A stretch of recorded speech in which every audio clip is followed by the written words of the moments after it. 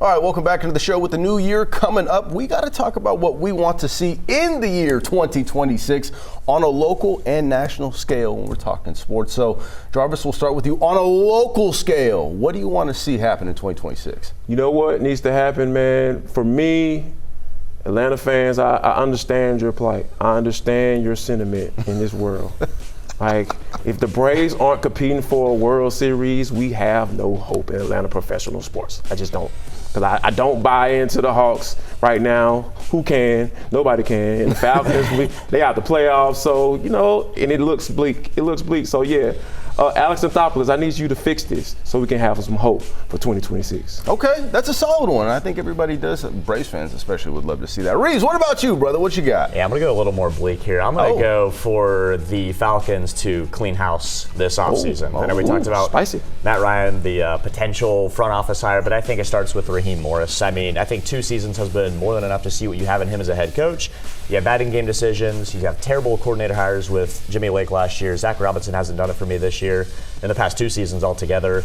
And then there's just been too many games where the Falcons don't look prepared. Mm-hmm. And what really stings is that they really spent real draft capital and money to make the team better, and somehow they're underperforming what Arthur Smith did with a bad quarterback room and Marcus Mariota and Desmond Ridder. So that stings. And then you have a first-round pick that you don't even own next year that's probably a top 10 pick.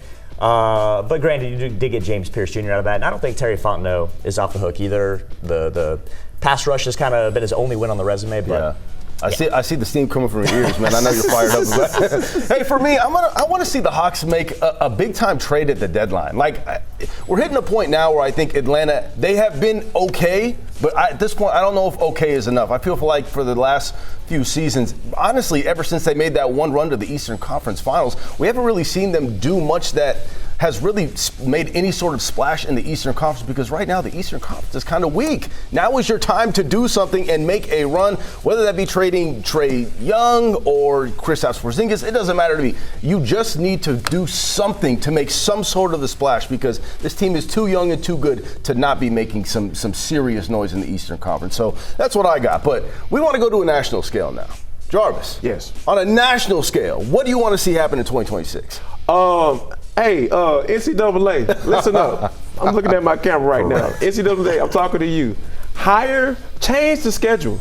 Change the schedule. Like, this Lane Kiffin stuff should never happen again. It is time to not allow college teams to hire coaches until after the college football playoffs and the bowl season is complete. And then you can move back the transfer portal deadline and all that stuff, and you got to worry about having up all these rules and all that extra stuff.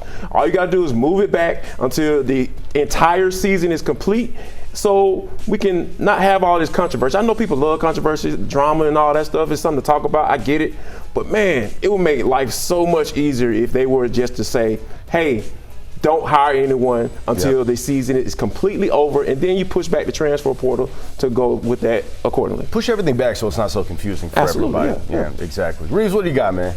Mine's big, and it's going to lean into 2027, and that's for Major League Baseball to figure it out and to avoid a lockout heading into the season after this. Because right now, baseball is very popular. You obviously have Shohei Ohtani, who's the most well-known player. You had over 50 million people watch the World Series from the U.S. and Japan. Mm-hmm. So baseball is very popular right now, and you have a chance that it's going to be shut down for a period of time in 2027, because you have teams like the Dodgers out here who are record-setting payroll, but then you have teams in smaller and mid-markets who feel like they don't have a real shot. So that's going to be a big talking point in these winter meetings next year, and these discussions about a lockout is, are we going to have a salary cap? Are we going to have a salary floor? And I think maybe you go on more of an NFL basis, because you have teams that are competing. It doesn't take as long to be bad and then compete again. So I think you got to control something, because if the teams with the most money are just going to keep spending the most money, then they're going to win. Yeah. And you got to be able to have teams compete more, and that's going to be a tough. And make it seem reasonable, right? You can't have one team spend all this money while the other one's not. So,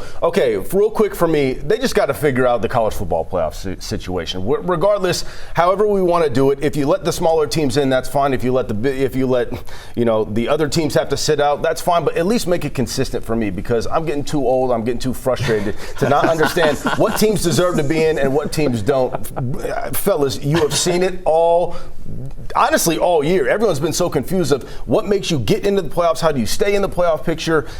Don't get me started. And our producer is out here showing Oregon clips. She knows I played at Oregon State, so we'll get the Oregon stuff off the screen, please.